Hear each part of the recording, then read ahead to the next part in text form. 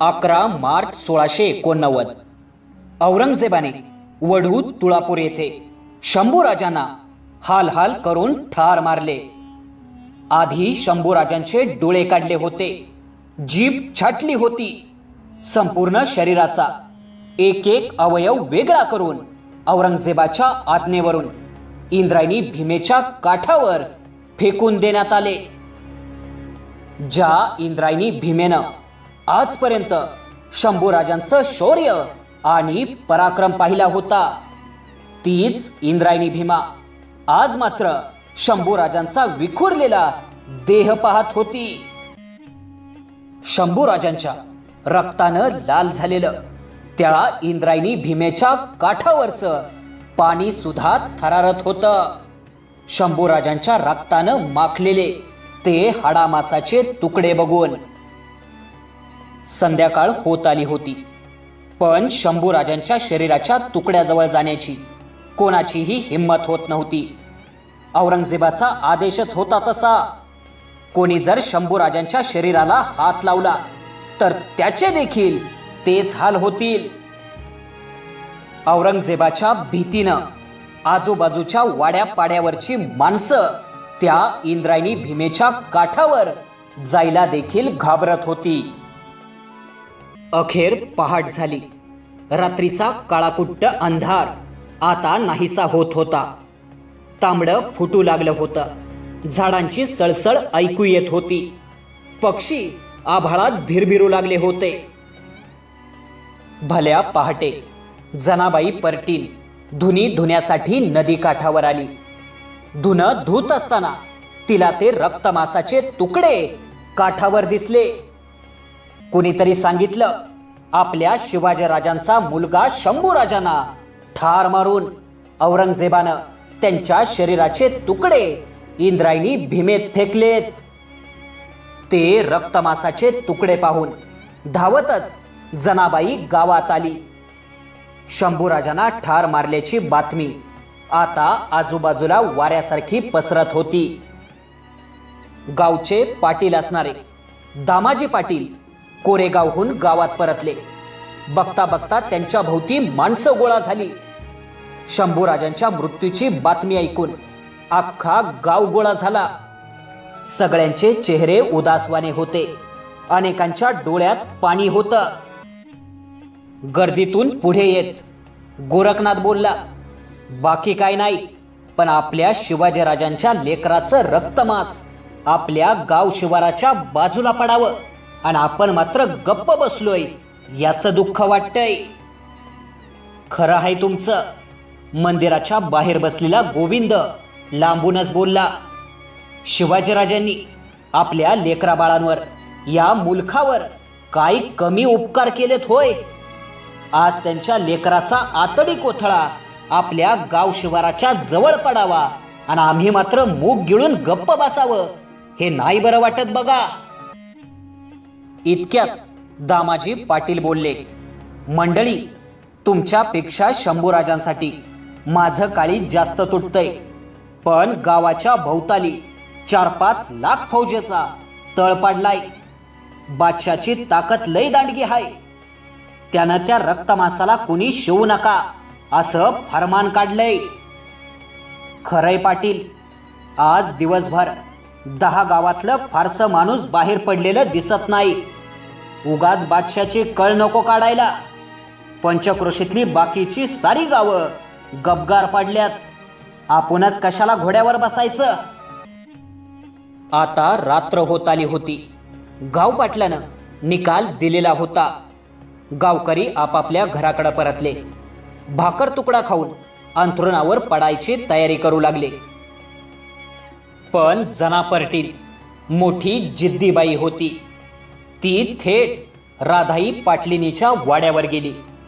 तिनं आजूबाजूच्या आयाबायांना गोळा केलं। शिवाजीराजे आणि संभाजीराजांविषयी अधिक गोष्टी निघाल्या।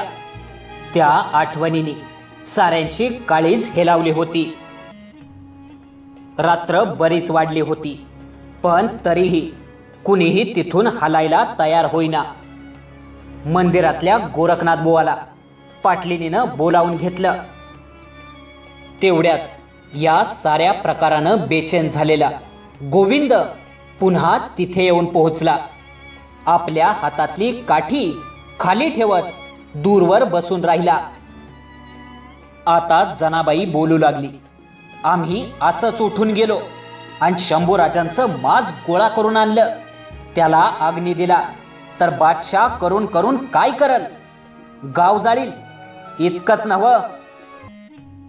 जनाच्या बोलण्यानं राधाई पाटलीन सुद्धा पेटून उठली. त्यातच गोरखनाथ बोलले.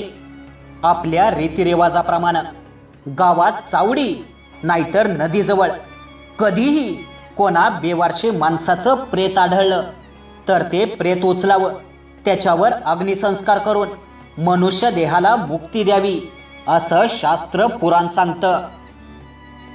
लांबूनच गोविंदनं आवाज दिला. इथं शिवाजीराजांच्या लेकराचं तुकडं बेवारशासारखं नदीकाठी पडल्यात आणि आम्ही सारे नामर्दावानी बांगड्या भरून गप. आता मात्र साऱ्या स्त्रिया पेटून उठल्या. चला नदीकाठी चला. एकच आरोळा उठला. बाहेर गच्च काळोख, पण साऱ्या लेकी बाळा पदर खोचत एकाच निर्धारानं तयार झाल्या. वाड्यातला तो गलका दामाजी पाटलाच्या कानावर गेला. आज झोपलेला पाटील गडबडीनं बाहेर आला.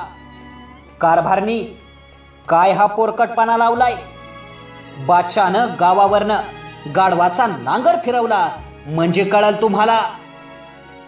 कारभारी, शिवाजी महाराजांच्या लेकराचं मांस घारी गिधाडांना देण्यापरीस आपण आणलेलं काय वाईट? असा गाव आणि असा जुलूम हवा कशाला? सांभाळा तुमचा गाव आणि घर. निघालो आम्ही.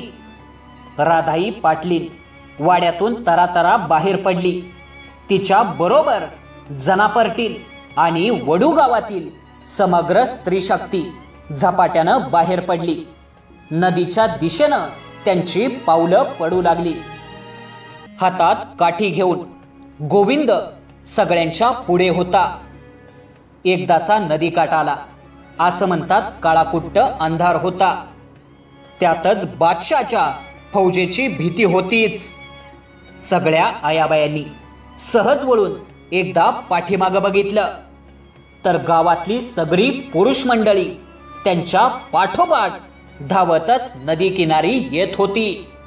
त्यांच्या सोबत दामाजी पाटीलही होते. मध्यरात्र झाल्याने औरंगजेबाच्या तळावर त्याचे सैनिक डाराडूर झोपले होते. गावकरी दबकत दबकत नदीपात्राच्या जवळ आले. त्यांनी कुडाचा चुला पेटवला.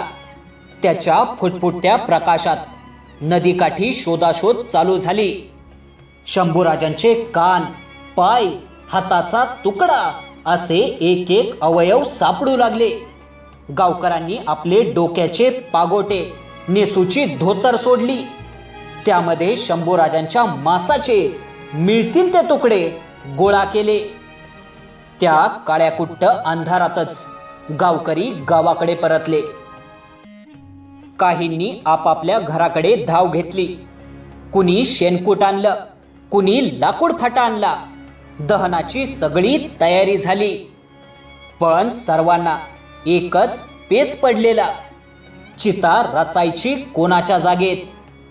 दामाजी पाटील आता आपल्या साऱ्या जमिनीवर पाणी सोडायला तयार होते. पण त्यांचा जमीन जुमला कोसभर अंतरावर. शिवाय तिथून बादशाचा तळही अगदी जवळच. बाकीचे जमीन मालक घाबरलेले. उद्या बादशाचे सैनिक आले आणि जमिनीचे मालक कोण म्हणून आपलाच गळा पकडला तर? अख्खा गाव कुजबुजत होता. शेवटी गर्दीच्या कोपऱ्यात उभा असलेला गोविंद पुढे धावला. गाव शिवाराजवळचीच आपली जमीन दाखवत बोलला, या इकडं. ही आम्हा महारांची वतनी जमीन. इथं आमच्या जमिनीत द्या अग्नी शंभूराजांना. समजा उद्या बादशाचं संकट आलंच तर कुडबी निघून जाऊ. आम्हा गरिबांच्या ताटलीत हात घालून घुगऱ्या खाणारा राजा हाय आपला शंभू राजा, कसं इसरू आम्ही. तिथे गोविंदच्या जागेत क्षणार्धात सरण रचलं गेलं. बादशाची फौज कधीही अचानक गावात येऊ शकत होती. दामाजी पाटलानं गावातल्या काही तरण्याबांड पोरांना गाव शिवारावर उभं राहून लक्ष ठेवायला सांगितलं. अचानक वैऱ्याची घोडी धावून आली तर त्यांना वेशीबाहेरच अडवा. गोफणीतल्या दगडानं लोळवा एकेकाला. प्राण गेला तरी चालेल, पण अग्निसंस्कारात अडथळा येऊ देऊ नका. दामाजी पाटलानं पोरांना बजावून सांगितलं. गोरखनाथ बुवांनी बेलपत्र आणि तुळशीपत्र वाहिली. शंभूराजांच्या चितेला अग्नी दिला गेला. आग धडधडा पेटू लागली. आगीच्या ज्वाला काळ्याकुट्ट आसमानाकडे झेपावू लागल्या. सगळ्या गावकऱ्यांना हुंदका फुटला होता. पोरसुर आणि स्त्रिया धाय मोकलून रडत होत्या. लोक गुरासारखे हंबरडा फोडत होते.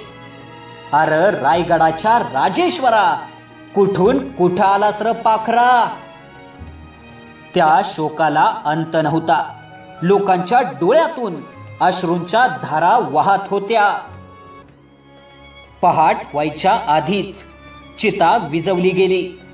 राजांची गरम रक्षा घेऊन पुन्हा सारा गाव भीमेच्या काठाकडे धावला. तांबडं फुटायच्या आत ती रक्षा नदीत अर्पण केली गेली. आता उजाडू लागलं होतं. पाखरं जागी होऊ लागली होती. नदी काठावर जमलेला तो वडू गाव एकमेकांकडे अभिमानानं बघत होता. एक महान कार्य आपल्या हातून घडल्याचं समाधान साऱ्यांच्या चेहऱ्यावर होतं.